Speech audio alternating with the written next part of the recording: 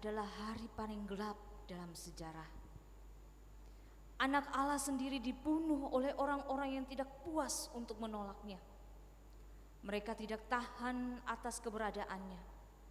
Mereka pikir mereka bisa menyingkirkan Tuhan. Mereka membawa Yesus ke tempat yang bernama Golgota, yang berarti tempat tengkorak. Lalu mereka memberi anggur bercampur mur kepadanya, tetapi ia menolaknya. Kemudian mereka menyalibkan dia. Dengarlah perkataan ini. Yang aku maksudkan ialah Yesus dari Nazaret, seorang yang telah ditentukan Allah dan yang dinyatakan kepadamu dengan kekuatan-kekuatan dan mujizat-mujizat dan tanda-tanda yang dilakukan oleh Allah dengan perantaraan Dia di tengah-tengah kamu, seperti yang kamu tahu. Dia yang diserahkan Allah menurut maksud dan rencananya telah kamu salibkan dan kamu bunuh oleh tangan bangsa-bangsa durhaka.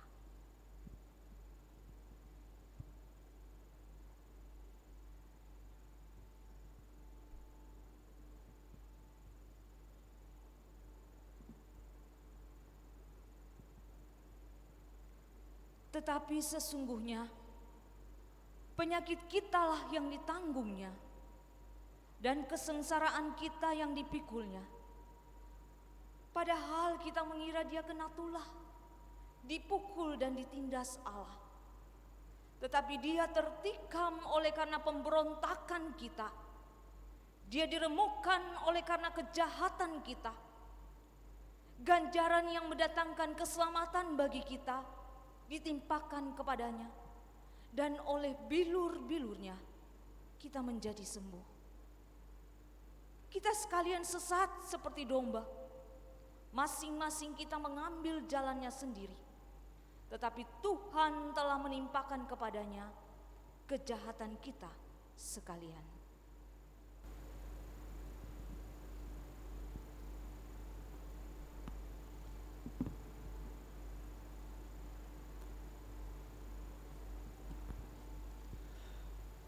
Jemaat yang dikasihi oleh Tuhan Yesus Kristus, marilah kita mempersiapkan hati kita untuk mengikuti ibadah Jumat Agung malam hari ini dengan meyakini pertolongan kita adalah dalam nama Tuhan yang menjadikan langit dan bumi, yang memelihara dengan kasih setianya sampai selama-lamanya.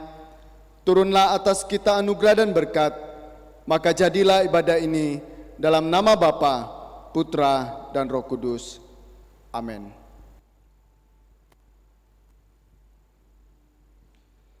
Shalom, selamat petang.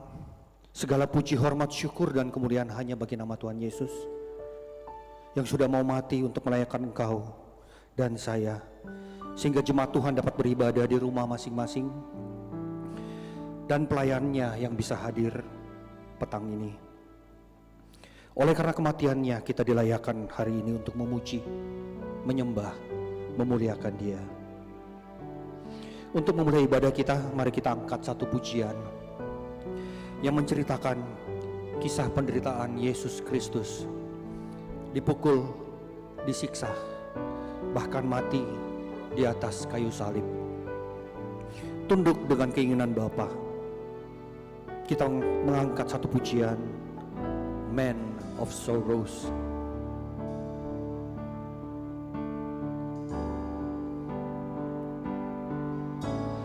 Man of sorrows, Lamb of God, by His own betrayed, the sin of man and wrath of God has been on Jesus' laid. Silent as he stood accused. Silent as He stood accused, beaten, mocked, and scorned.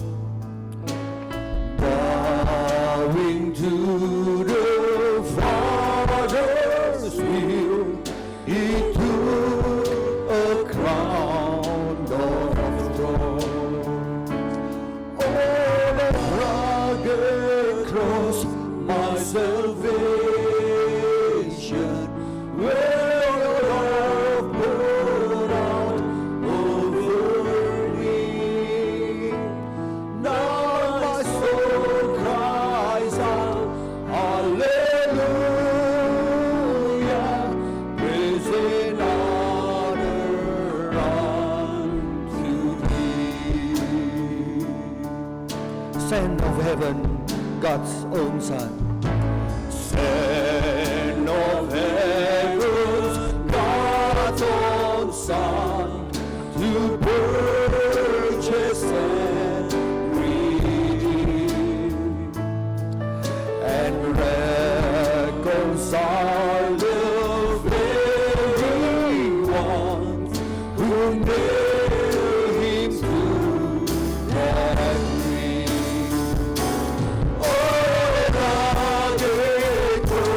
My salvation,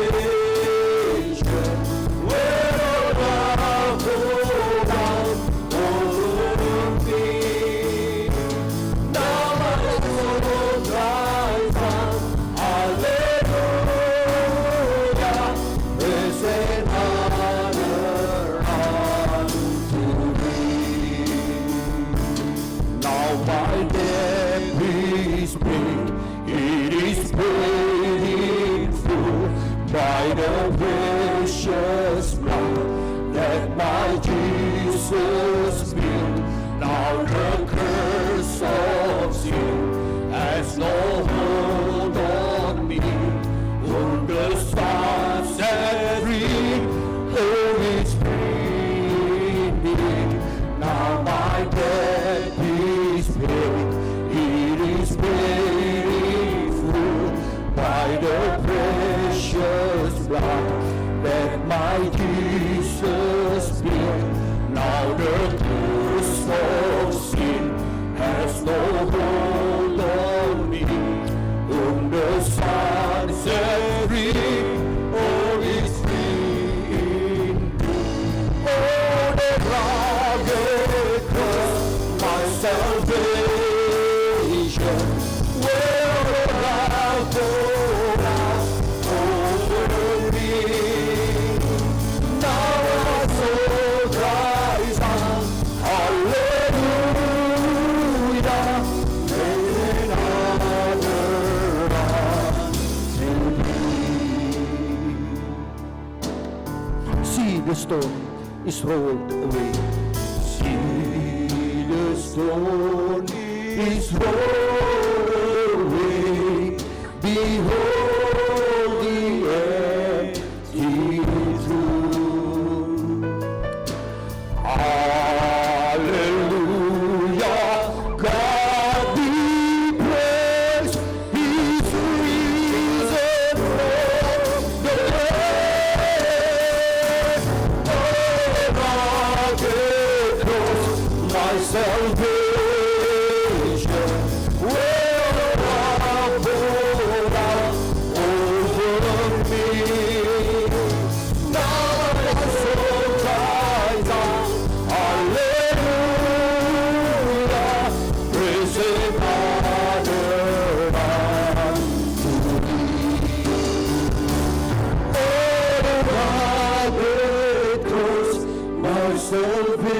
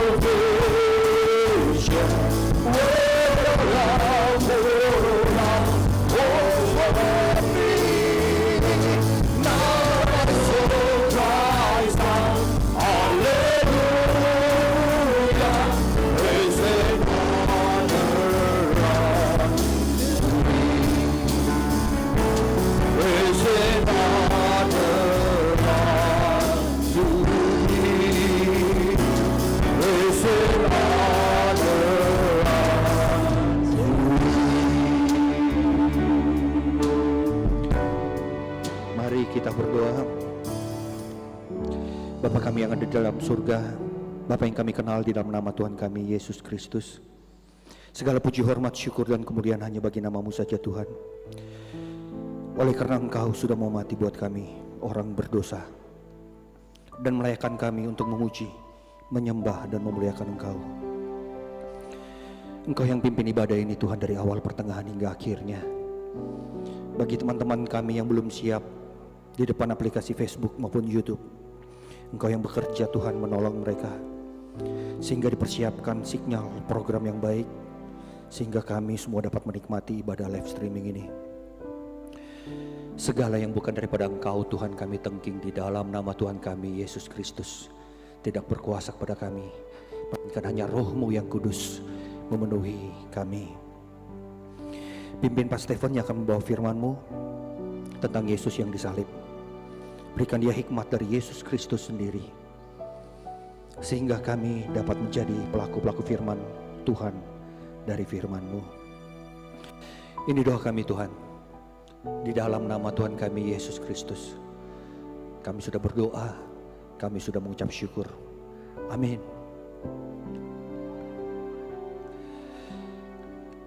Ada tempat yang mulia, tercurah. Engkau memberikan hidup-Mu sebagai ganti dosaku.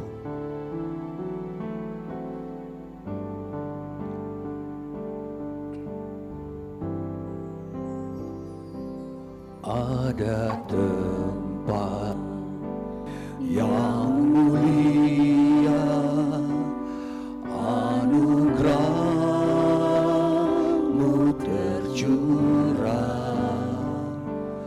Kau berikan hidup-Mu sebagai ganti dosaku. Lebih dari yang kukira, lebih dari yang kukira, pengampunan yang kuterima, kasih Yesus yang abadi mengalir di Kalvari. Oleh karena salib-Mu, seluruh hidupku milik-Mu Tuhan. Darah-Mu sucikanku, kuasa salib-Mu pulihkanku.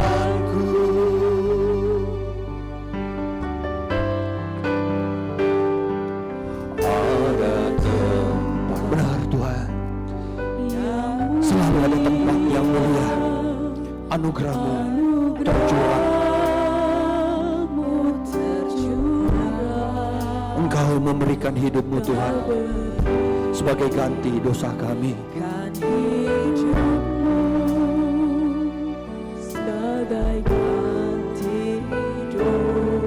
Selalu lebih dari yang kami kira Tuhan, lebih dari yang kukira, pengampunan yang kuterima,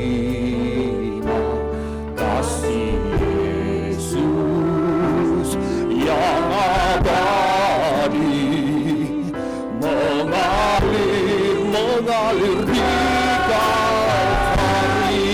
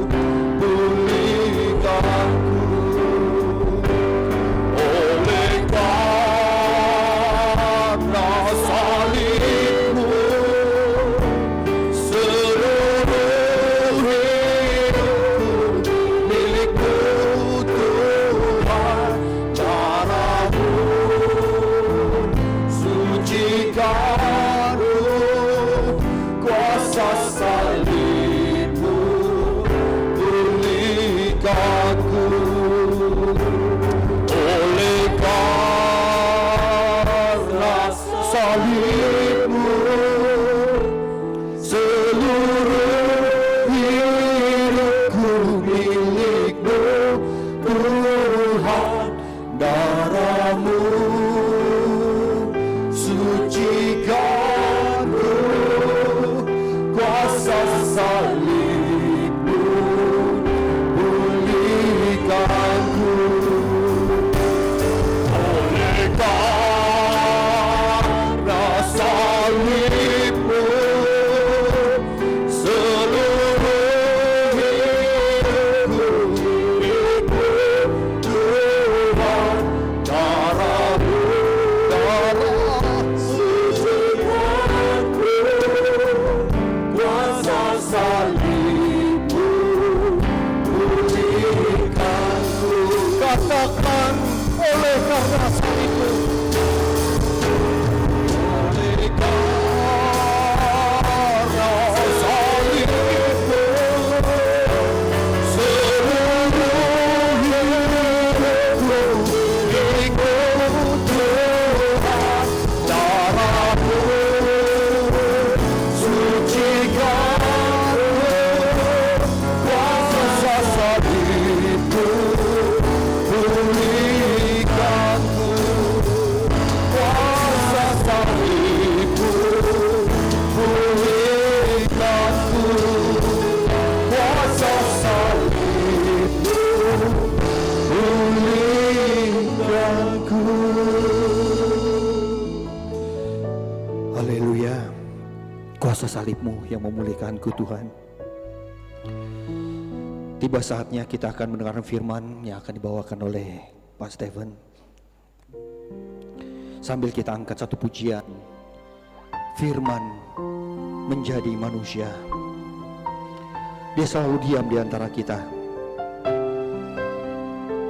dan hidup terang bagi manusia. Engkau datang bagi kepunyaanmu. Firman jadi manusia, diam di antara kita.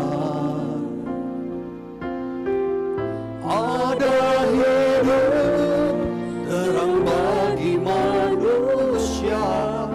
Engkau datang bagi kepunyaanmu. Firman jadi manusia. Firman jadi manusia, diam di antara kita. Ada hidup terang bagi manusia. Engkau datang bagi kepunyaan. Saya mengajak jemaat untuk bangkit berdiri. Kaulah juru selamatku. Kami mengakui Tuhan, Engkau Tuhan. Biarlah meneguhkan kami Tuhan. Engkau Tuhan. Bagi saat gelapku, Kau hidup bagi setiap jalan. Firman jadi manusia, diam di antara kita. Ada hidup terang bagi manusia. Engkau datang bagi kepunyaan. Katakan, Yesus Kau juru selamat. Yesus Kau juru selamatku. Ku akui Kau Tuhan bagiku. Kau Tuhan bagi saat gelapku. Kau hidup bagi setiap jalan. Yesus Kau juru selamatku. Ku akui Kau Tuhan bagiku. Kau terang bagi saat gelapku. Kau pintu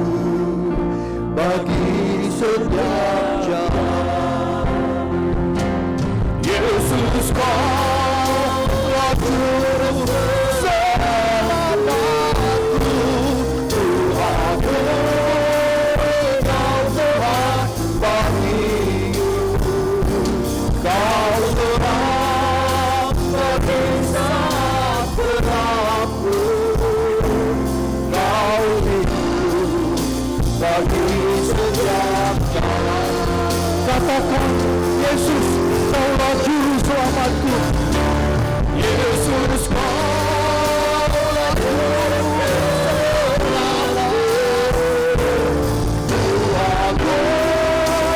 Tuhanku Tuhan bagiku. Kau rela bisa berlalu.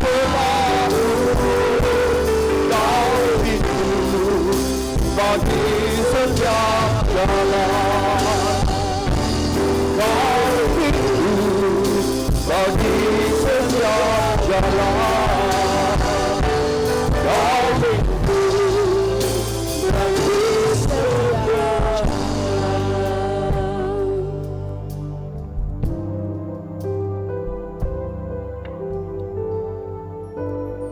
Kita satu di dalam doa. Sungguh benar ya Tuhan, bahwa Engkaulah Tuhan dan Juru Selamat kami. Engkaulah satu-satunya harapan kami. Karena Engkau yang telah rela menderita, mati ganti dosa kami. Dan itu semua Engkau lakukan demi kasih-Mu bagi kami sekalian. Itu sebabnya malam hari ini kami akan mempersiapkan hati kami untuk mendengarkan kebenaran firman Tuhan. Hamba berdoa dan memohon hikmat kuasa Roh-Mu yang kudus menguasai setiap hati dan pikiran kami, supaya kami dimampukan oleh Roh-Mu yang kudus mengerti, memahami firman Tuhan dan melakukannya di dalam setiap aspek hidup kami. Dimanapun kami berada saat ini Tuhan, di rumah kami masing-masing, Engkau berkarya atas hidup kami. Satukan hati kami untuk mendengarkan sabda firman-Mu. Berbicaralah kepada kami semua, karena kami sudah siap mendengarkan firman-Mu. Ini doa kami demi nama Tuhan Yesus Kristus, Allah yang hidup, kami mohon semuanya ini. Amin. Silakan duduk. Shalom Bapak Ibu Saudara sekalian. Walaupun saya tidak dapat melihat Bapak Ibu Saudara sekalian secara langsung, tapi saya percaya sudah hampir 1 bulan, mungkin sudah 3 minggu kita lalui. Saya tidak melihat wajah Bapak Ibu Saudara sekalian, tapi Bapak Ibu boleh menyaksikan saya pada malam hari ini. Satu sukacita, pengalaman yang sungguh luar biasa bagi engkau dan saya, mungkin di sepanjang hidup kita yang sudah kita lalui. Pertama kali merayakan Jumat Agung di tempat masing-masing. Saudara, kita melihat oleh karena situasi kondisi yang dialami oleh dunia, tak terkecuali bangsa kita. Tetapi kita percaya apa yang kita alami semua ada di dalam rancangan Tuhan. Yesus yang telah rela menderita bagi engkau dan saya, yang telah mati dan bangkit, akan memberikan kemenangan bagi engkau dan saya. Dia juga Allah yang sama, akan memimpin menyertai setiap pribadi kita dalam melewati masa-masa yang sulit ini. Kita tetap mendoakan situasi kondisi bangsa kita. Bapak Ibu dikasihi Yesus Kristus, dalam perayaan Jumat Agung kali ini, saya akan membawa kita belajar bersama-sama dari Injil Yohanes pasal 19 ayat yang ke-16b sampai ayat yang ke-27. Injil Yohanes pasal 19 ayat yang ke-16b sampai ayat yang ke-27. Bapak Ibu dikasihi Yesus Kristus, saya akan membaca firman Tuhan ini bagi kita sekalian. Firman Tuhan berkata demikian. Mereka menerima Yesus. Sambil memikul salibnya, ia pergi keluar ke tempat yang bernama Tengkorak, dalam bahasa Ibrani Golgota. Dan di situ ia disalibkan mereka, dan bersama-sama dengan dia disalibkan juga 2 orang lain, sebelah menyebelah, Yesus di tengah-tengah.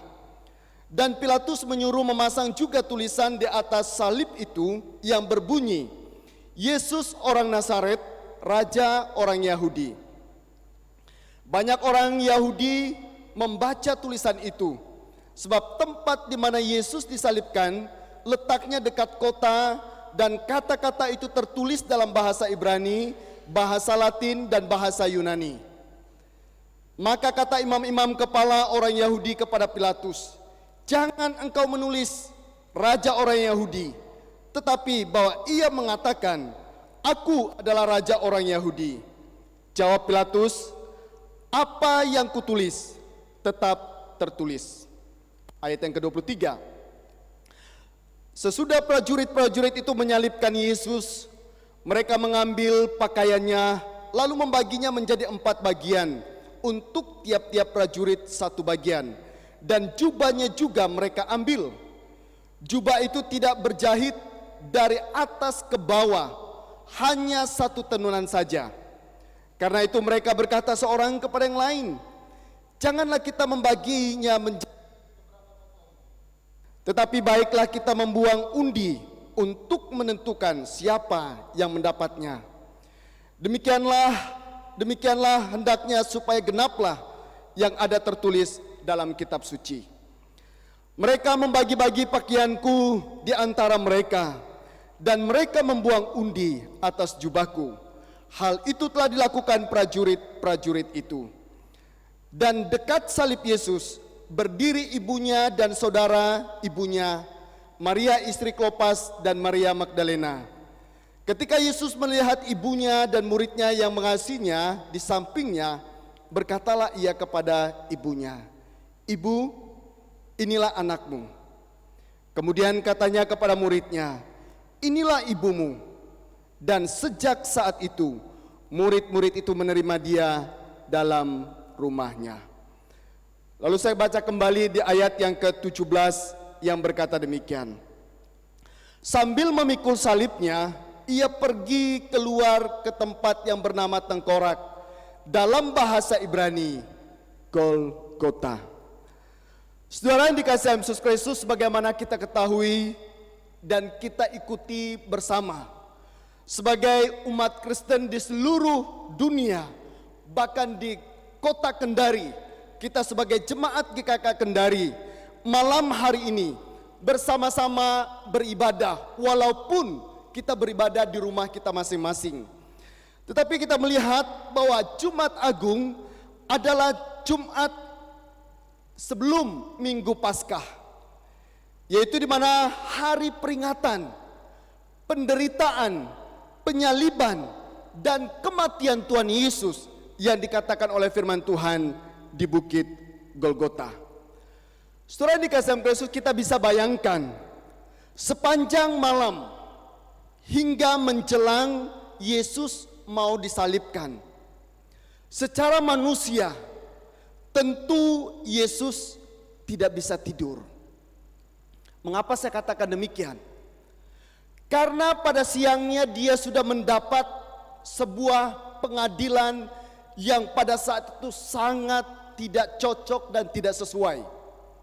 Hari Minggu lalu saya sudah menyampaikan bagaimana seorang Barabas yang sudah divonis siap untuk dihukum mati, kita melihat dibebaskan oleh pengadilan yang begitu besar, di mana Barabas yang sudah siap dieksekusi, sekali lagi tiba-tiba pada hari itu dibebaskan, dan Yesus yang tidak didapati bersalah harus dihukum mati.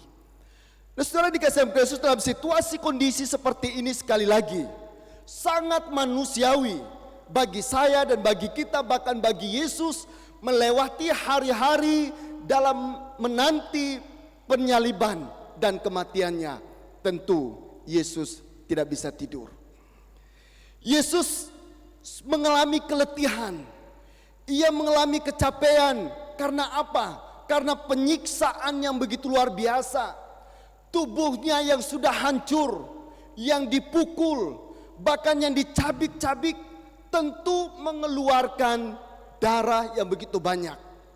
Saudara bisa bayangkan, kalau bagian tubuh kita yang sudah tersayat ataupun yang sudah terluka, lalu kita duduk dan menempel kepada kotoran dan lain sebagainya, tentu merasa nyeri dan merasa sakit dan pedih. Saudara percaya situasi kondisi itulah dialami oleh Tuhan Yesus Kristus.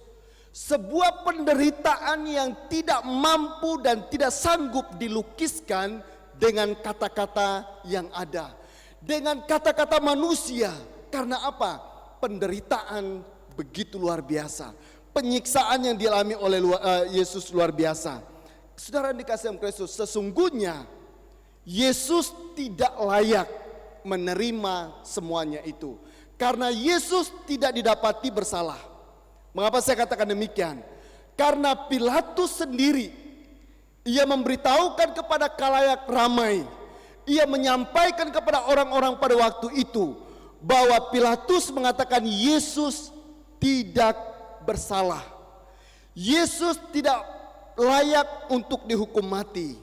Tetapi saudara dikasihi Kristus, karena dorongan teriakan massa pada waktu itu, bebaskan Barabas, salibkan Yesus, dan teriakan itulah yang mendorong Pilatus untuk memvonis Yesus untuk dihukum mati, divonis untuk disalibkan bagai seorang penjahat kelas kakap. Saudara dikasihi Kristus, Yesus disamakan dengan dua penjahat yang dikatakan oleh firman Tuhan yang baru kita baca, di mana dua penjahat ada yang disalibkan di sebelah kanan Yesus dan yang satunya disalibkan di sebelah kiri, dan Yesus disalibkan di tengah-tengah mereka. Saudara bayangkan bahwa keberadaan Yesus pada saat itu digambarkan sebagai seorang penjahat yang jauh lebih jahat daripada dua orang yang disalib di samping kiri kanannya. Sekali lagi, sesungguhnya Yesus tidak didapati bersalah. Saudara dikasihi Yesus Kristus, sekali lagi sangat ironis bahwa Pilatus tidak berani menegakkan kebenaran. Karena Pilatus tidak berani menegakkan kebenaran yang terjadi, Yesus harus menderita. Yesus harus disalibkan di atas kayu salib. Jemaat yang dikasihi oleh Tuhan Yesus Kristus, ketika Yesus disalibkan, sekali lagi Yesus sangat menderita, baik secara fisik maupun secara mental. Secara fisik, bagaimana sekujur tubuhnya mengalami luka yang begitu luar biasa, dengan pukulan-pukulan yang begitu luar biasa mencabik sekujur tubuh Yesus, luka oleh karena pukulan. Secara mental, ia yang tidak bersalah, ia yang tidak berdosa, disorak-sorakkan bahwa dia adalah bersalah, dia adalah berdosa, sehingga ia harus dihukum di atas kayu salib dengan penghinaan yang sangat dahsyat dan sangat kejam. Saudara, Yesus sangat dipermalukan di atas kayu salib.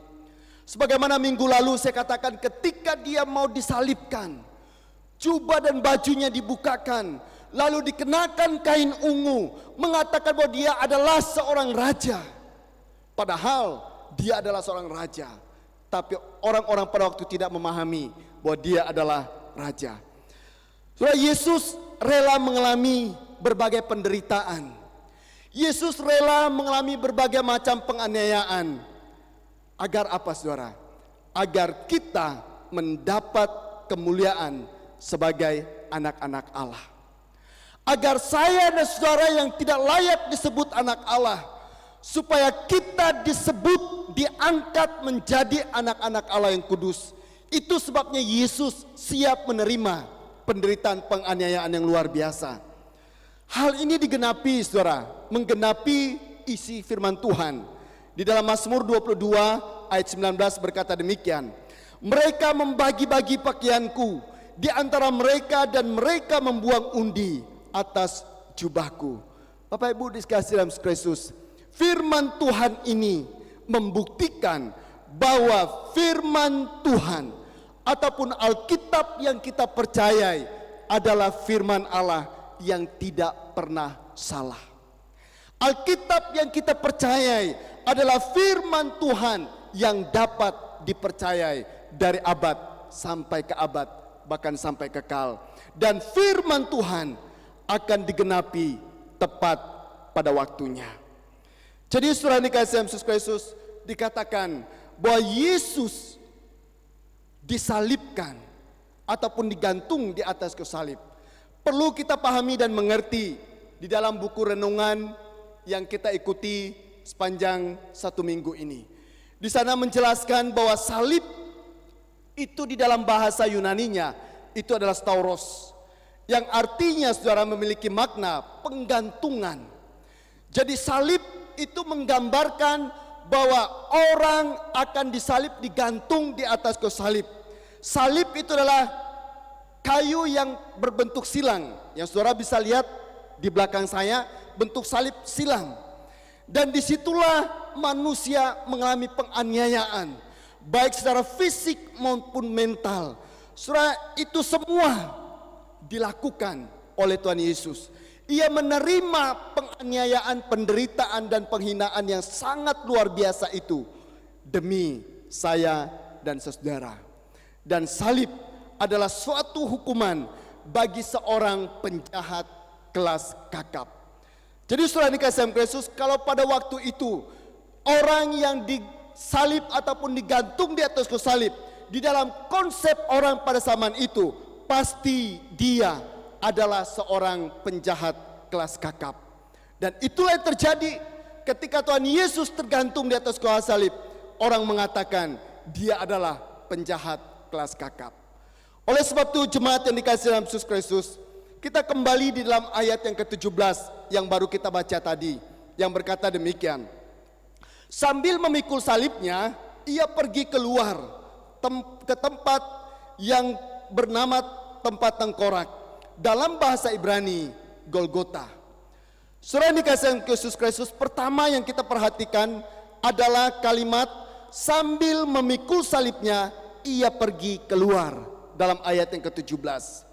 Memikul salib artinya apa saudara? Itu berarti setiap orang akan disalibkan, bahwa harus memikul salib menuju tempat penyalibannya. Siapapun yang akan disalib, digantung di atas kayu salib, saudara, pada waktu itu menjadi satu budaya. Ia harus memikul salibnya melewati sebuah rute yang menurut beberapa penafsir waktu itu adalah sebuah rute yang sangat panjang. Mengapa harus mengikuti sebuah perjalanan ataupun rute yang panjang? Saudara, ada beberapa kemungkinan yang ada di sana. Yang pertama adalah untuk memperingati semua orang untuk tidak berbuat jahat. Jadi setiap orang yang mau disalib ataupun digantung di atas kayu salib, ia akan memikul salibnya lalu berjalan mengikuti rute yang telah ditunjukkan. Bisa jadi dari Jalan Bandang sampai ke Ponggolaka. Jadi dari Jalan Bandang ia masa mikul salib sampai ke Ponggolaka. Jadi lewat perjalanan itu saudara akan disaksikan, akan dilihat oleh banyak orang, bahkan juga akan diejek oleh banyak orang. Saudara bisa bayangkan Yesus sedang mengalami itu. Ia memikul salibnya yang sangat berat itu. Lalu juga kemungkinan yang lain, mengapa demikian? Dalam tulisannya William Barclay dia berkata demikian. Ada alasan lain, yaitu alasan belas kasihan. Jalan yang panjang dipilih supaya jika ada seorang yang bisa memberikan kesaksian membela dia, orang itu bisa maju ke depan dan melakukannya. Jadi saudara, Barclay mengatakan kenapa harus memilih jalan yang panjang? Menurut Barclay, ketika mengikuti perjalanan yang panjang, ada harapan belas kasihan. Dalam arti apa? Ketika melihat seorang memikul salib, melihat Yesus bertati-tati, jatuh bangun memikul salib, dengan harapan setiap orang yang menyaksikan perjalanan Yesus, ada orang yang mau tampil membela Yesus. Dari sekian banyak orang dia tampil membela Yesus dan mengatakan, oh, saya tidak mendapati Yesus itu bersalah. Dia bukan seorang penjahat, dia bukan seorang perampok, tetapi dia adalah seorang yang baik dan benar. Di dalam pelayanan hidupnya ia menyembuhkan berbagai macam penyakit. Yang buta ia buat melihat, yang lumpuh ia buat berjalan, yang mati dia bangkitkan. Dia bukan seorang penjahat, justru dia adalah orang yang baik. Saudara, itulah harapan yang ditulis oleh Barclay. Saudara yang dikasihi Yesus Kristus, sangat menyedihkan. Di sepanjang perjalanan, orang-orang yang sudah dilayani oleh Tuhan Yesus Kristus, orang-orang yang sudah menerima mujizat kesembuhan, orang-orang yang sudah diberikan kekuatan oleh Tuhan Yesus Kristus, tidak ada satu orang pun yang tampil berdiri untuk membela Yesus supaya ia tidak dihukum mati. Bagi Yesus, Tuhan kasih Yesus, sekali lagi tidak ada yang membela dia. Bagi Yesus yang baru dicambuk, pemikulan salib bukanlah hanya seberat yang kita pikirkan. Seorang penafsir mengatakan berat salib yang dipikul oleh Yesus yang hanya itu berkisar 40 sampai 50 kilo. 40 sampai 50 kilo. Jadi yang berdiri ini mungkin bisa jauh lebih berat daripada itu karena lebih panjang. Saudara bisa bayangkan, itulah yang dipikul oleh Tuhan Yesus Kristus. Ketika ia memikul itu, ia dicambuk, ia dianiaya, ia diludahi, ia dihianati begitu luar biasa. Sangat menyakitkan bagi seorang yang tidak bersalah. Saudara bisa bayangkan, kayu salib yang dipikul oleh Tuhan Yesus Kristus juga dikatakan bukan seperti kayu yang halus seperti yang kita punya. Kayu yang dipikul adalah sebatang kayu yang kasar.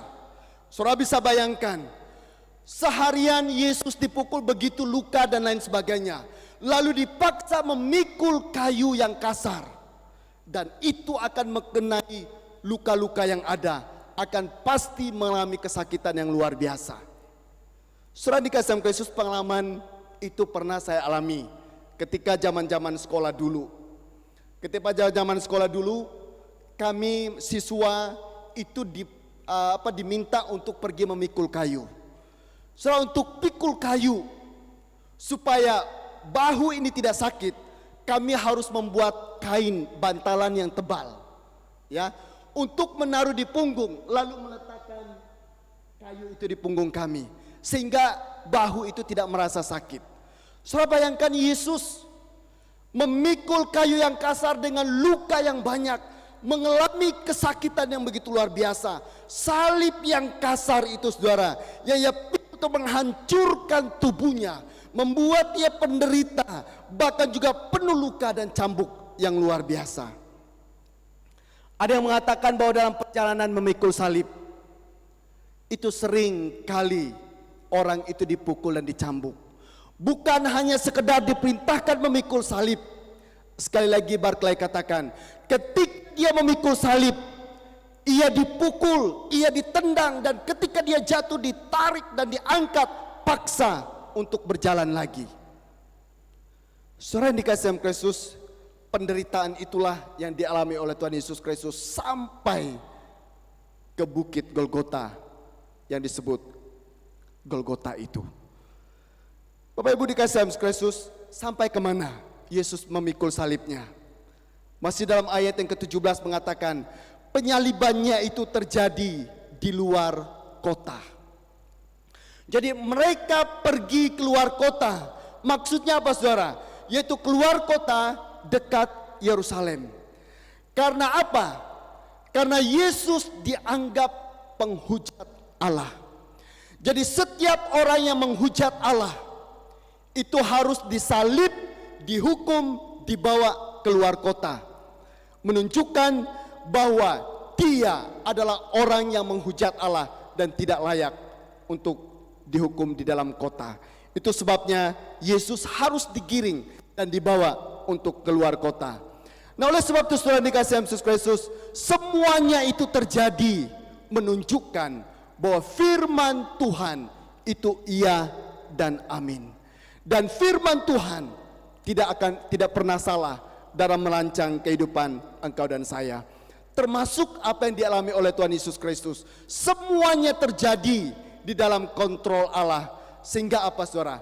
Terlaksanalah rencana Allah yang mau menyelamatkan engkau dan saya dari segala dosa kita. yang dimana kita tidak mampu dan tidak sanggup menyelesaikan dosa kita. Tetapi Allah mempunyai satu rancangan yang besar melalui anaknya Yesus Kristus turun ke dalam dunia menderita bagi engkau dan saya. Jadi jemaat Tuhan dikasihi Yesus Kristus, ketika Yesus memikul salibnya, maka engkau dan saya harusnya mau memikul salib bersama dengan Yesus. Mengapa saya mengatakan demikian? Karena Tuhan Yesus sendiri memerintahkan kepada engkau dan saya untuk memikul salib. Matius 16 ayat yang ke-24 berkata demikian. Lalu Yesus berkata kepada murid-muridnya, setiap orang yang mau mengikut aku, ia harus menyangkal dirinya, memikul salibnya, dan mengikut aku. Jadi saudara, Yesus tidak pernah berjanji perjalanan hidup kita selalu rata. Yesus tidak pernah berjanji di dalam perjalanan hidup kita selalu ada awan dan lain sebagainya. Tetapi Tuhan janjikan bagaimana Ia memberikan kekuatan, bagaimana Ia menolong setiap pribadi kita, memberkati engkau dan saya, termasuk apa yang kita alami saat ini, saudara. Saudara dikasihi Kristus, dalam 1-2 minggu ini sebagai gembala di tempat ini saya cukup sedih menerima beberapa permintaan jemaat. Mereka WA, mereka minta, Pak, boleh enggak saya datang ke gereja? Jumat ini boleh enggak saya beribadah berkumpul bersama-sama di gereja? Saudara, hati saya miris, sedih. Kita tidak dapat merayakan Jumat Agung di tempat ini. Saudara dikasihi Kristus, saya katakan kepada mereka, sabarlah. Sebagai masyarakat Indonesia, kita patuh kepada pemerintah kita. Tolong bersabar, kita doa bersama untuk situasi kondisi yang ada. Yang hanya bisa datang untuk beribadah adalah setiap yang terlibat pelayanan, bahkan juga tim multimedia, karena harus dibatasi. Puji Tuhan, beberapa jemaat itu sangat mengerti dan bersabarlah. Suatu saat kita akan kumpul bersama-sama beribadah tempat ini. Saudara dikasihi Kristus, itu persoalan, boleh dikatakan persoalan sepele, persoalan kecil. Saudara, kadang-kadang di dalam situasi kondisi kesulitan yang ada, mungkin oleh karena situasi ini kita tidak bisa berusaha. Karena situasi kondisi ini kita dipecat ataupun dirumahkan dan lain sebagainya. Situasi kondisi ini kita tidak mendapat kebutuhan hidup. Bahkan persoalan demi persoalan kita alami. Sehingga melewati peristiwa ini, dalam situasi kondisi seperti ini, kita mengharapkan kelegaan daripada Tuhan. Kita mengharapkan pertolongan daripada Tuhan. Saudara yang dikasihi Kristus, kalau toh saat ini saya dan saudara sedang mengalami situasi yang terpuruk, sekali lagi saya ingatkan engkau dan saya, ingatlah akan penderitaan yang dialami oleh Yesus. Caci maki, pukulan, hianati, dan lain sebagainya, Yesus telah alami. Oleh sebab itu saudara dikasihi Kristus, firman Tuhan di dalam 1 Korintus 10 ayat 13 mengingatkan engkau dan saya, pencobaan-pencobaan yang kamu alami ialah pencobaan-pencobaan biasa yang tidak melebihi kekuatan manusia. Sebab Allah setia dan karena itu Ia tidak membiarkan kamu dicobai melampaui kekuatanmu. Pada waktu kamu dicobai, Ia akan memberikan kepadamu jalan keluar sehingga kamu dapat menanggungnya. Amin, saudara. Penderitaan, penganiayaan, penolakan yang engkau alami saat ini, firman Tuhan katakan, itu pencobaan-pencobaan biasa yang tidak melampaui kekuatanmu. Ingatlah dikatakan di sana, Allah yang kita percayai adalah Allah yang setia. Ia tidak membiarkan kita dicobai melampaui kekuatan kita, dan Ia akan memberikan pertolongan, kekuatan bagi engkau dan saya. Jadi Bapak Ibu dikasihi Kristus, kembali mengingatkan kepada kita sekalian bahwa saat Yesus disalibkan, Yesus memikul lebih dari sekedar kayu salib. Maksudnya apa saudara? Bahwa para penonton tidak mengetahui bahwa pada hari itu Yesus menanggung dosa seluruh umat manusia.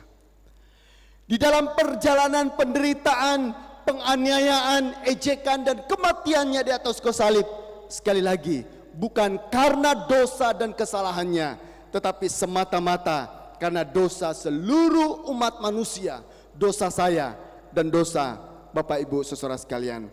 Yesus menghadapi hukuman atas dosa manusia yang layaknya kita yang memikul salib, yang layaknya kita yang digantung di atas kayu salib, tetapi karena kasih-Nya Yesus mengutus anaknya Yesus Kristus menggantikan dosa engkau dan saya.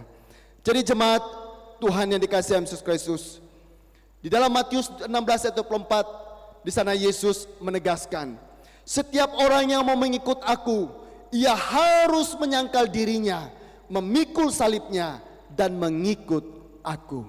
Jadi setiap pribadi kita yang sudah diselamatkan dan sudah menetap dan memilih untuk mengikut kepada Yesus Kristus, Yesus katakan ia harus menyangkal dirinya, memikul salibnya dan mengikut aku. Lalu di dalam Matius 10 ayat 38 di sana mengatakan, barang siapa yang tidak memikul salibnya dan mengikut aku, ia tidak layak bagiku. Saudara, sangat tegas Yesus menyampaikan lagi bahwa barang siapa yang tidak memikul salibnya dan mengikut aku, dikatakan Yesus katakan dia tidak layak bagiku. Jadi jemaat Tuhan dikasihi Kristus, ketika kita mengenang penderitaan karya Yesus di atas kayu salib, menolong setiap pribadi kita untuk siap memikul salib, untuk siap mengikuti Dia dalam situasi kondisi apapun juga, termasuk apa yang dialami oleh dunia dan bangsa kita saat ini. Lalu yang kedua saudara, kita masih lanjut melihat di dalam ayat yang ke-17 yang berkata demikian. Sambil memikul salibnya, ia pergi keluar ke tempat yang bernama Tengkorak, dalam bahasa Ibrani Golgota. Saudara dikasihi Kristus, kalau saudara mau lebih jelas lagi, apa itu Golgota ataupun apa itu Tengkorak, saudara bisa lihat di dalam pembahasan yang ditulis oleh rekan-rekan hamba Tuhan dalam perenungan kita selama doa dan puasa ini. Saudara, kalimat mengatakan ke tempat yang bernama Tengkorak, dalam bahasa Ibrani Golgota. Mengapa disebut tempat Tengkorak ataupun Golgota? Seorang penulis bernama Hendriksen, ia menuliskan beberapa dugaan saudara, mengapa tempat itu dinamai Tengkorak ataupun Golgota. Tempat itu bernama dikasih nama Tengkorak itu dengan alasan yang pertama, karena menurut dongeng yang banyak diterima orang bahwa tengkorak Adam ada ditemukan di sana. Jadi menurut sejarah yang ditemukan, kenapa disebut tempat tengkorak ataupun Golgota? Karena satu hal yang dapat diterima oleh khalayak orang banyak, bahwa ada tengkorak Adam ditemukan di sana. Itu alasan yang pertama. Alasan yang kedua, karena tempat itu merupakan tempat pelaksanaan hukuman mati. Jadi setiap penjahat, orang yang melakukan kejahatan, di Golgotalah tempat hukuman mati. Nah, karena itu menjadi tempat hukuman mati, dikatakan bahwa tempat itu didapati begitu banyak tengkorak. Orang-orang yang sudah dibunuh, disalibkan, yang telah melakukan kejahatan. Dan yang ketiga saudara, mengapa disebut tengkorak ataupun Golgota? Karena tempat itu, kalau dilihat dari jarak jauh, saudara, itu didapati sebuah gambar bentuk tengkorak. Ya, bagi Bapak Ibu saudara yang sudah pernah ke Israel, ya bersama-sama dengan rekan kami ke sana, lalu tour guide kami mengatakan, mengapa disebut tengkorak? Karena ada gambar tengkorak di sana. Lalu dia meminta kami untuk melihat, siapa yang bisa melihat? Memang benar saudara. Jadi di bukit itu, bukit batu, ada bagian yang membentuk mata, dua mata, hidung, dan memang bentuk tengkorak. Sehingga itu disebut Golgota ataupun yang disebut tempat tengkorak. Jadi saudara dikasihi Kristus, di Golgota itulah Yesus disalibkan. Di Bukit Golgota itulah Yesus mati untuk menebus dosa manusia. Satu tempat bagi banyak orang pada waktu itu. Itu adalah tempat yang kejam, tempat yang keji, bahkan tempat yang menakutkan bagi banyak orang. Ketika menyebut nama Golgota ataupun bukit yang disebut Tengkorak, saudara dikasih Kristus, itu sudah membuat orang apa namanya itu yang takut ya, mengalami ketakutan. Karena apa? Sekali lagi, tempat pembunuhan orang-orang yang melakukan kejahatan dan kekejaman yang luar biasa. Tempat yang membawa sebuah rasa takut yang begitu luar biasa. Jadi saudara dikasih Kristus, maka jangan heran bahwa dulu sampai hari ini orang mengalami ketakutan pergi ke kuburan, tempat-tempat katanya di situ angker dan lain sebagainya. Saudara, maka ketika orang mendengar nama tempat Tengkorak ataupun Golgota, itu membuat orang ketakutan. Tetapi saudara dikasih Kristus, di tempat yang tidak disukai orang, di tempat yang dianggap keramat dan lain sebagainya, disitulah Yesus disalibkan. Disitulah ia mati dan ia mengalahkan kengerian dan ketakutan itu. Di sanalah ia mengalahkan maut, sehingga di dalam 1 Korintus 15 ayat 26 mengatakan, "Hai maut, di manakah sengatmu?" Dan itulah musuh yang telah dikalahkan oleh Yesus Kristus di Bukit Golgota. Jadi jemaat Tuhan yang dikasihi Yesus Kristus, sebagai orang yang percaya kepada Tuhan, sebagai orang yang telah ditebus oleh darah anak domba Allah, kita diminta ataupun saya dan saudara dituntut untuk meyakini, mengimani apa yang telah terjadi di Bukit Golgota. Apa yang telah terjadi di Bukit Tengkorak itu. Di sanalah Yesus disalibkan. Di sanalah ia dianiaya. Di sanalah ia menyerahkan nyawanya kepada Bapa demi dosa saya dan saudara. Dan kuasa dosa yang telah mengikat kita, kuasanya telah dipatahkan, kuasanya telah dihancurkan oleh Yesus Kristus di atas kayu salib. Sehingga kita yang hidup dibenarkan oleh Tuhan Yesus Kristus itu memperoleh kemenangan, kemerdekaan daripada kuasa maut itu sendiri. Jadi jemaat Tuhan yang dikasihi Yesus Kristus, Yesus sudah mengalami penderitaan, mengalami ejekan, mengalami aniaya, bahkan sampai menyerahkan nyawanya di atas kayu salib. Ia disakiti, ia dikutuk rendah hina, bahkan sangat memalukan. Sekali lagi, semuanya dilakukan untuk menyediakan satu-satunya jalan keselamatan bagi umat manusia. Barang siapa yang percaya kepadanya tidak binasa, melainkan beroleh hidup yang kekal. Jadi saudara dikasihi Kristus, siapa yang percaya kepada karya Kristus di atas kayu salib, yang telah mati di atas kayu salib, firman Tuhan katakan dosanya diampuni. Ya Bapa, ke dalam tanganmu kuserahkan nyawaku. Ya Bapa, ampunilah mereka, karena mereka tidak tahu apa yang mereka perbuat. Yesus dalam penderitaan penganiayaan dia mengampuni dosa manusia yang telah menyakiti dan menyalibkan dia. Dan di atas kayu salib, Yesus memperdamaikan saya dan saudara dengan Allah. Dan setelah kita diperdamaikan dengan Allah, karya salib Yesus Kristus memberi keselamatan hidup kekal bagi setiap orang yang percaya kepadanya. Ada amin? Jadi saudara dikasihi Kristus, pertanyaan saya adalah, maukah kita percaya kepada karya pengorbanan Yesus di atas kayu salib, yang bagi banyak orang sampai hari ini menentang dan memberitahukan apa yang terjadi di atas kayu salib itu adalah sebuah penipuan, itu adalah sebuah kebohongan, bahwa Yesus tidak disalibkan. Yang disalibkan adalah orang yang mirip dengan Yesus. Bahwa Yesus tidak mati, tetapi dia pingsan. Saudara dikasih Kristus, segala ilmu kedokteran mengatakan bahwa Yesus sungguh-sungguh mati. Dan pasca nanti dia bangkit, saudara, mengalahkan maut.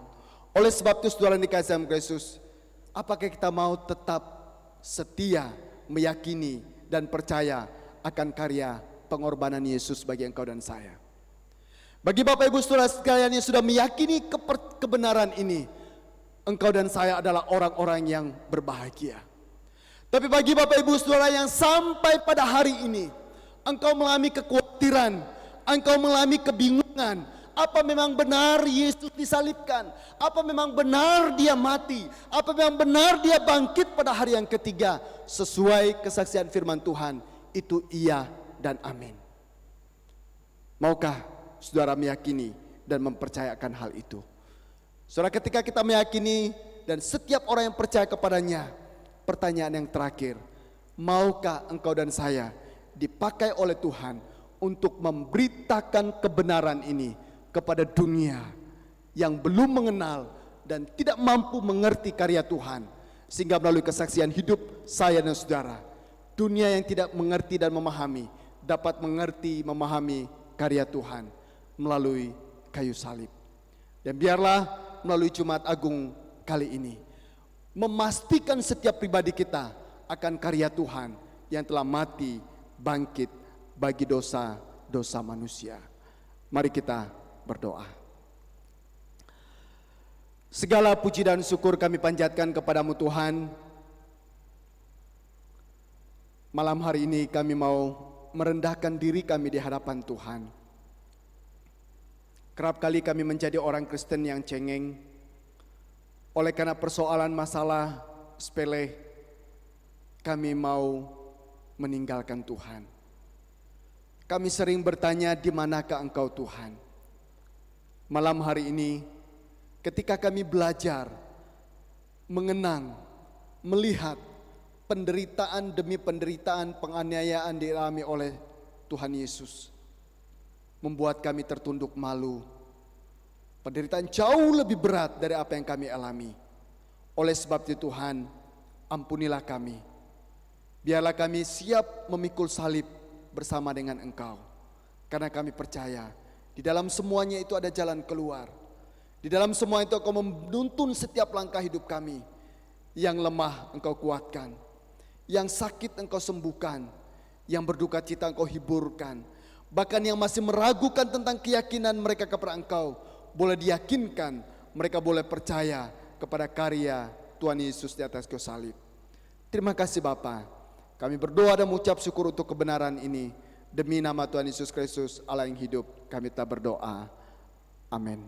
Saya kembalikan kepada Diakon Robert Tanri.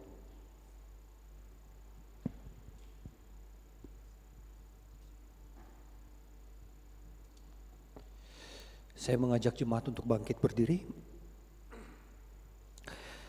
Mari bersama orang percaya di seluruh muka bumi mengikrarkan pengakuan iman rasuli, dan hendaklah masing-masing kita berkata, Aku percaya kepada Allah, Bapa yang Maha Kuasa, Khalik langit dan bumi, dan kepada Yesus Kristus anak yang tunggal Tuhan kita, yang dikandung dari Roh Kudus, lahir dari anak darah Maria, yang menderita sengsara di bawah pemerintahan Pontius Pilatus, disalibkan, mati dan dikuburkan, turun ke dalam kerajaan maut.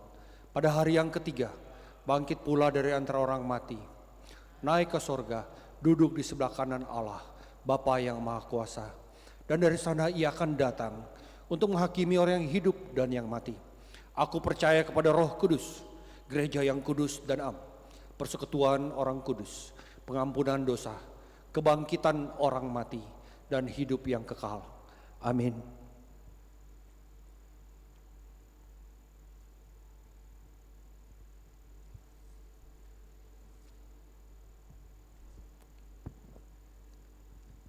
Mari kita satu di dalam doa syafaat.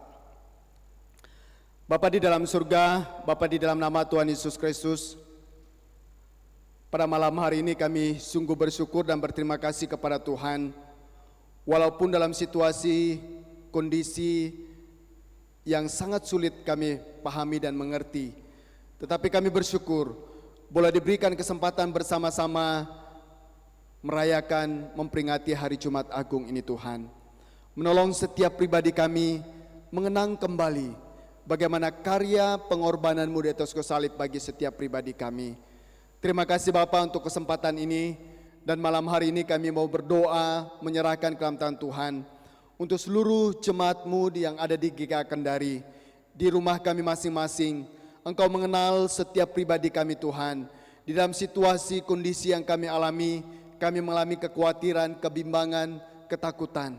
Tapi kami berdoa, biarlah Roh Kudus-Mu yang membimbing kami, menuntun setiap langkah kami, memberikan kekuatan kepada kami semua, sehingga kami dapat bersama-sama dengan pemerintah mengambil bagian dalam memutus mata rantai COVID-19 ini Tuhan.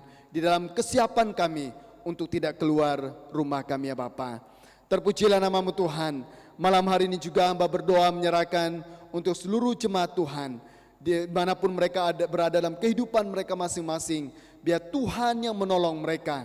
Khususnya malam hari ini kami mau berdoa bagi mereka yang sedang bergumul dan kesehatan mereka, baik yang dirawat di rumah, bahkan juga dirawat di rumah sakit, dimanapun berada saat ini Tuhan. Kami percaya bahwa pengorbanan-Mu di atas kayu salib bukan saja menyelesaikan persoalan dosa kami. Kami percaya masalah penderitaan dan penyakit kami juga diselesaikan oleh Tuhan. Oleh sebab itu Tuhan, hamba berdoa biar Tuhan menjamah setiap pribadi mereka yang sakit, memberikan kekuatan dan kesembuhan kepada mereka, dan nama Tuhan ditinggikan dan permuliakan.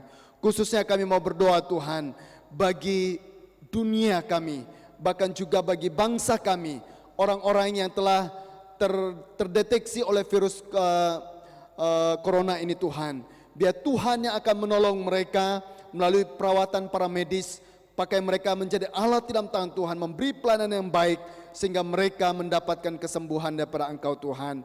Kami berdoa untuk tim medis yang ada, memberikan kekuatan kesehatan kepada mereka Tuhan, supaya melalui pelayanan mereka juga nama Tuhan yang ditinggikan, permuliakan. Terima kasih ya Tuhan. Kami berdoa menyerahkan untuk ibadah Paskah yang akan dilakukan pada hari Minggu nanti. Tuhan juga akan turut campur tangan di dalam semuanya, sehingga melalui media yang kami gunakan itu dapat menolong kami untuk beribadah di rumah kami masing-masing, membangkitkan iman percaya kami bahwa Engkau telah bangkit pada hari yang ketiga, mengalahkan kuasa maut ini Tuhan. Terima kasih Bapa. Kami juga berdoa menyerahkan PAUD Bukit Sion Kendari ke dalam tangan Tuhan. Engkau memberkatinya sebagaimana kerinduan kami, di mana tahun ini akan membuka TK.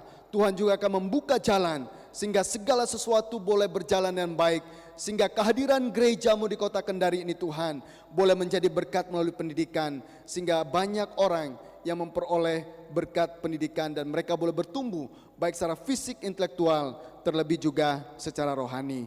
Terima kasih Bapa. Malam hari ini juga hamba berdoa menyerahkan seluruh jemaat-Mu. Engkau menolong mereka. Hamba sangat terbatas untuk mengetahui keberadaan kondisi mereka, pergumulan persoalan yang mereka hadapi saat ini.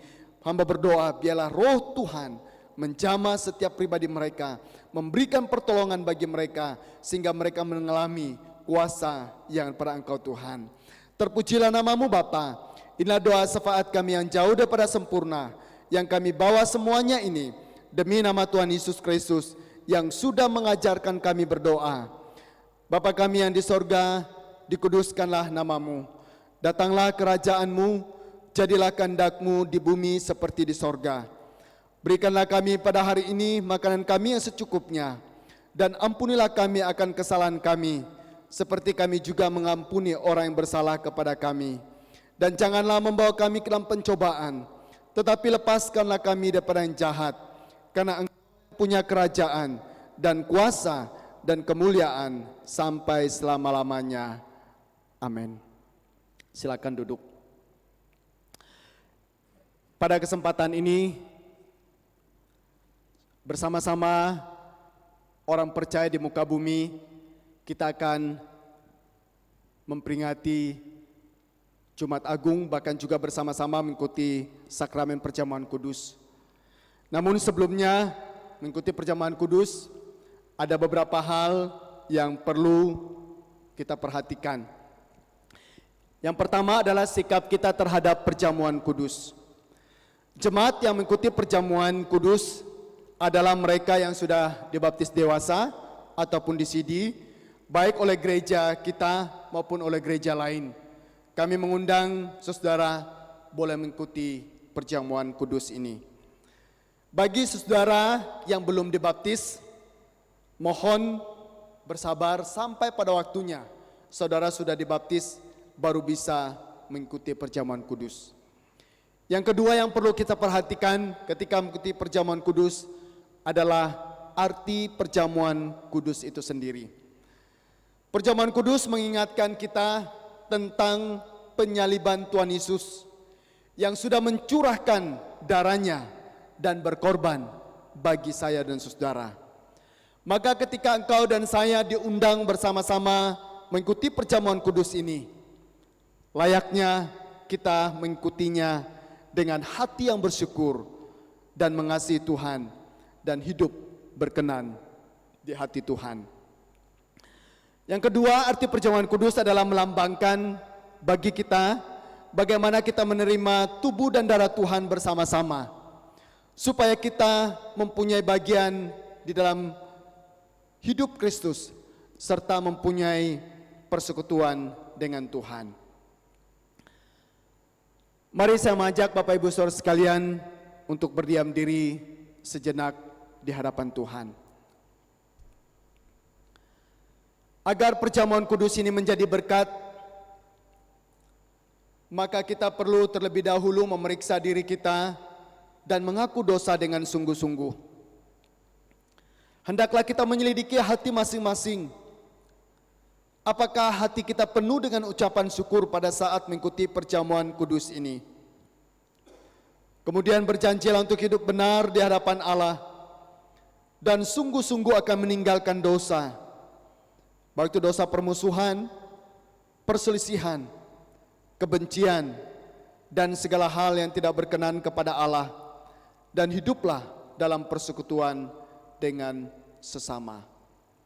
Mari kita berdoa. Ya Bapa, ampunilah kami orang yang berdosa ini. Amin. Bagi Bapak Ibu Saudara sekalian yang sudah mempersiapkan diri untuk mengikuti sakramen perjamuan kudus pada malam hari ini, saya mengundang saudara untuk berdiri di tempat.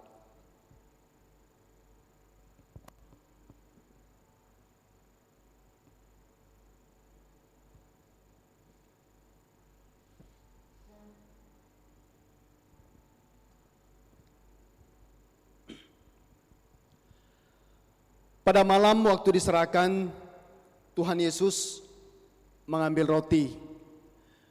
Ia mengucap syukur atasnya dan memecah-mecahkannya dan berkata, "Inilah tubuhku yang diserahkan bagi kamu.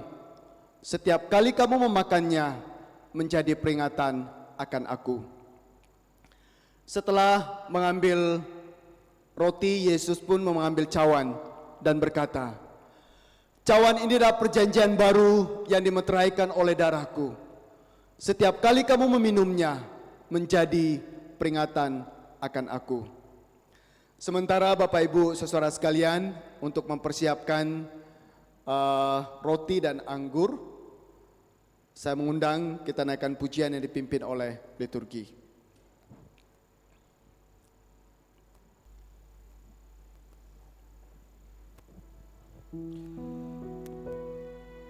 Kita angkat satu pujian, bawalah aku dekat ke salib.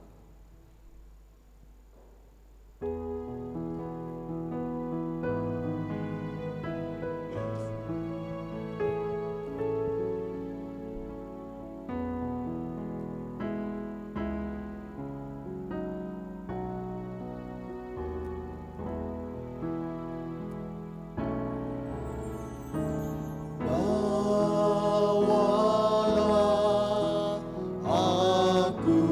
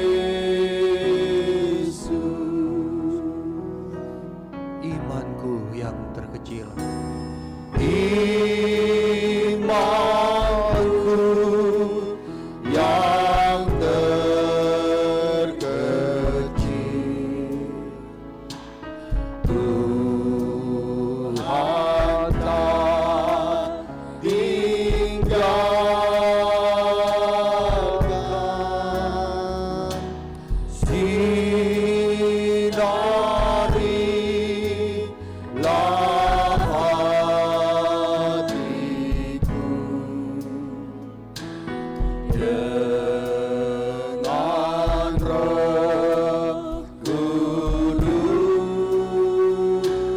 Salibnya, salibnya, Salibnya,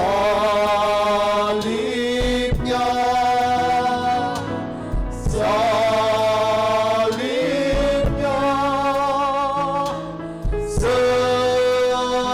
selama mulia,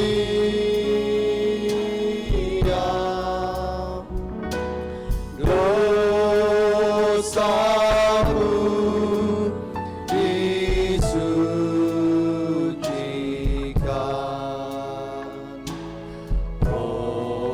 oleh darah Yesus. salibmu sandaranku. Salibmu sandaranku,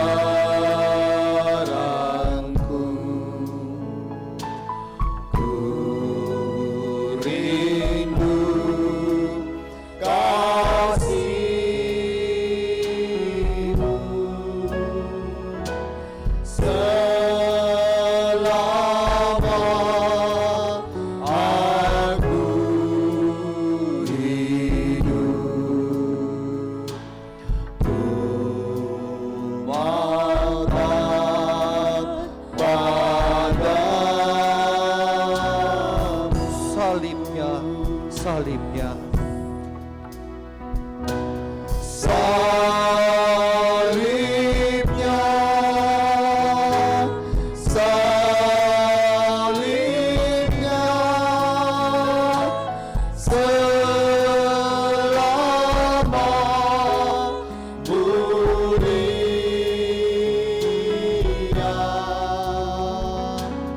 dosaku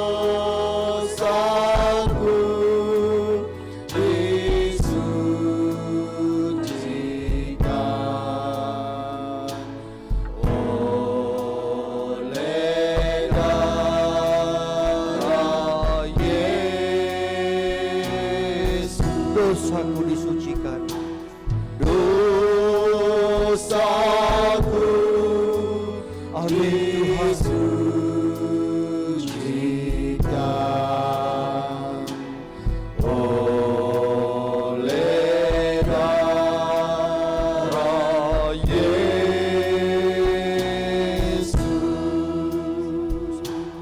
Dosaku disucikan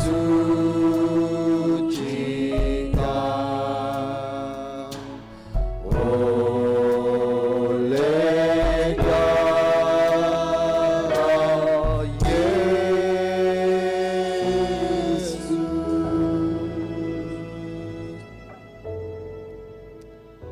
Mari kita bersama-sama kita mengangkat roti, kita berdoa. Yesus berkata, "Inilah tubuhku, ambil dan makanlah. Mari kita dengan iman dan rasa syukur menerima roti ini, makanlah."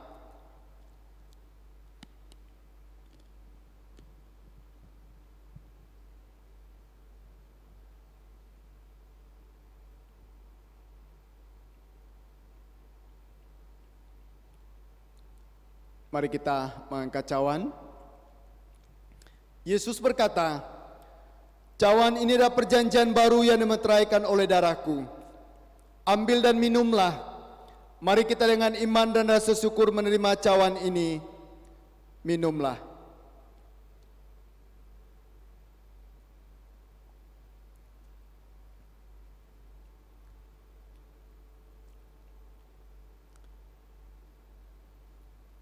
Mari kita satu di dalam doa. Tetapi dia tertikam oleh karena pemberontakan kita. Dia diremukkan oleh karena kejahatan kita. Ganjaran yang mendatangkan keselamatan bagi kita ditimpakan kepadanya. Dan oleh bilur-bilurnya kita menjadi sembuh. Demi nama Tuhan Yesus Kristus Allah yang hidup, kami berdoa. Amin.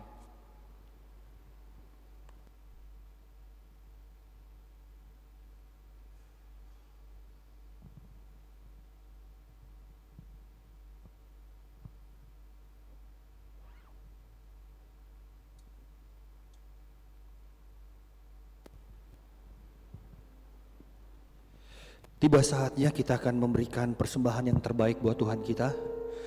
Kita angkat satu pujian, aku percaya kepadanya, KPPK 233.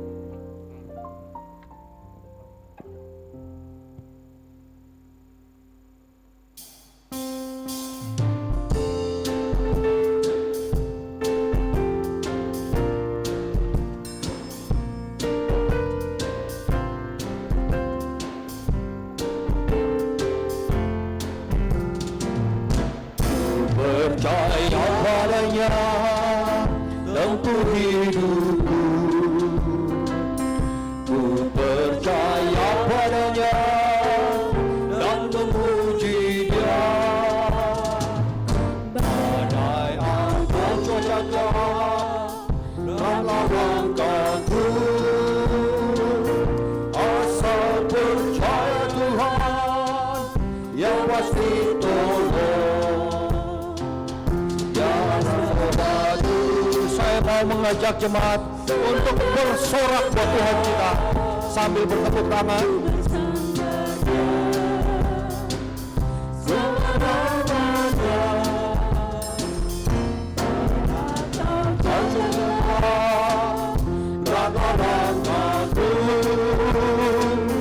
Asal percaya Tuhan yang pasti percaya padanya, amin, di jalan sempit. Ku percaya padanya, selalu ikut Dia. Meski ku lesu, susah hatiku, asal percaya Tuhan yang besertaku.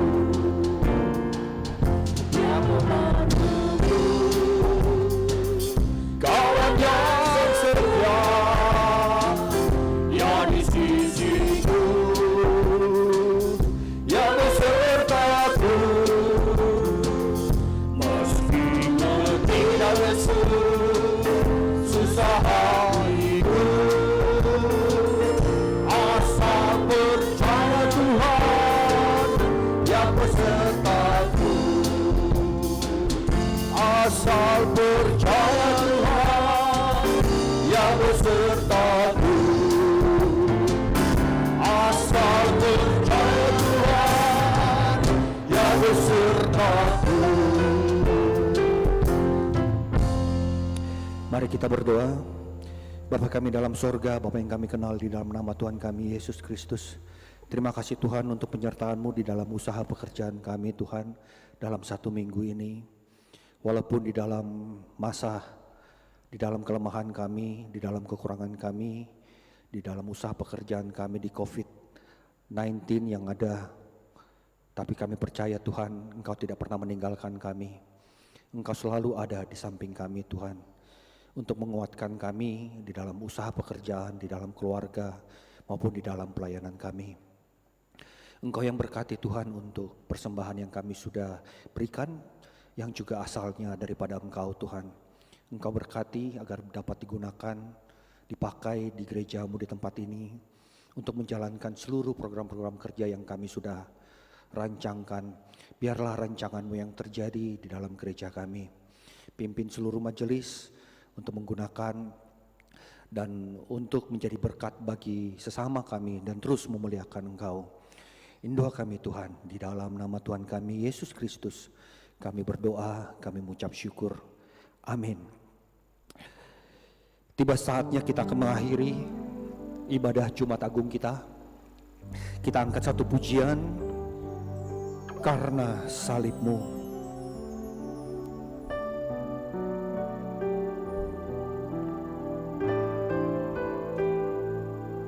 Hanya Engkau Tuhan di hidupku, hanya Engkau yang memberikan hidup yang baru. Hanya Kau Tuhan di hidupku, Kau berikan hidup yang baru. Darah-Mu menyucikan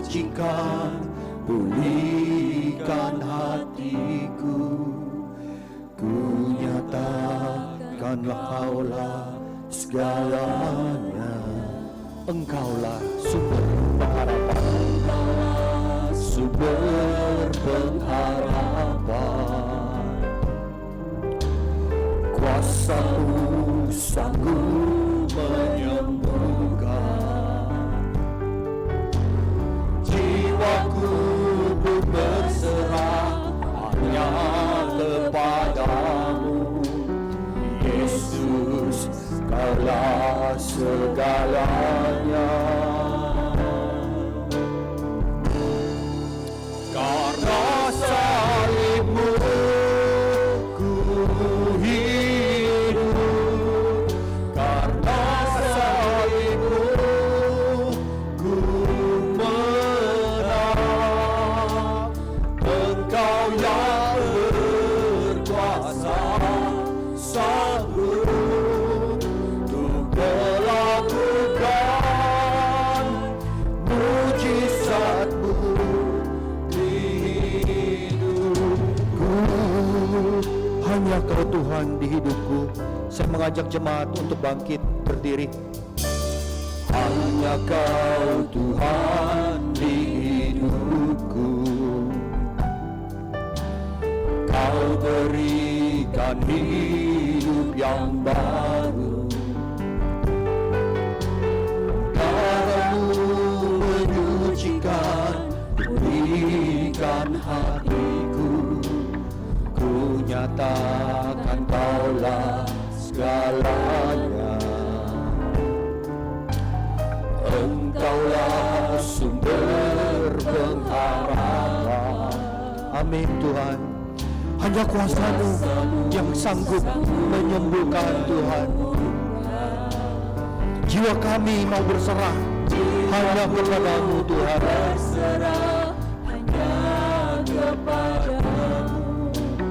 Yesus, Kaulah segalanya. Karena salib-Mu ku hidup, karena salib-Mu ku menang. Engkau yang berkuasa sanggup untuk melakukan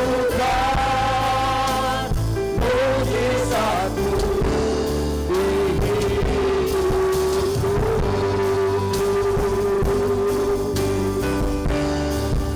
Karena salib-Mu ku hidup, karena salib-Mu ku menang. Engkau yang berkuasa sanggup untuk melakukan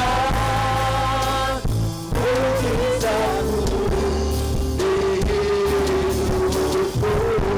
Katakan, karena salib-Mu ku hidup, karena salib-Mu ku hidup, karena salib-Mu ku menang. Engkau yang berkuasa sanggup untuk melakukan mujizat-Mu di hidupku. Melakukan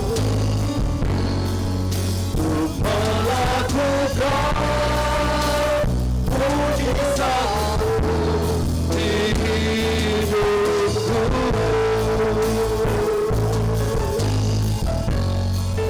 Untuk melakukan mujizat-Mu di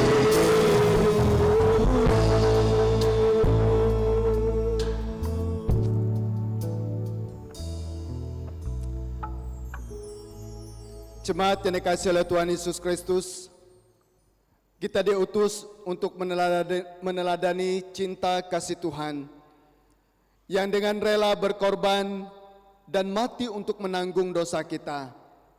Sekarang Arahkanlah hatimu kepada Bapa, Anak, dan Roh Kudus, dan terimalah berkat-Nya.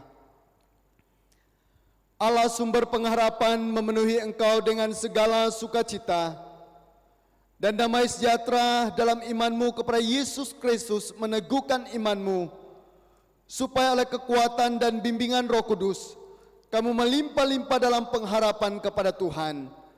Damai sejahtera dari Allah Tritunggal ini menyertai hidupmu dari sekarang sampai selama-lamanya. Amin.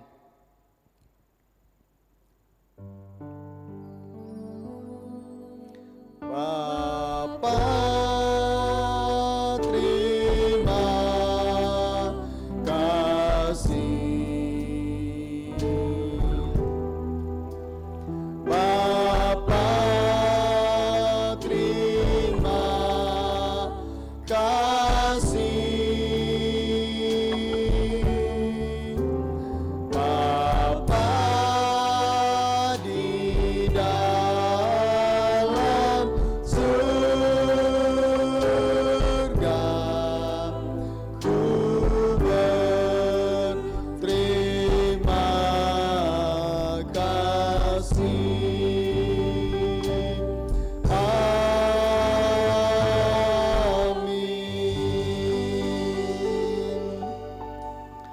Silakan duduk, kita masuk dalam saat teduh. Ibadah selesai, Tuhan memberkati Bapak Ibu saudara sekalian. Amin.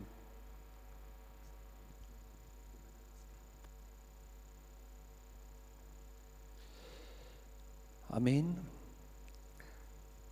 Pengumuman buat jemaat yang ada di rumah, tetap akan adakan ibadah live streaming untuk ibadah Paskah di hari Minggu pukul 6 pagi.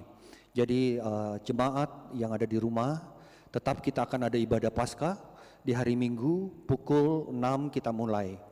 Siapkan hati, pikiran, dan semuanya berfokus kepada Tuhan. Tuhan Yesus memberkati. Amin.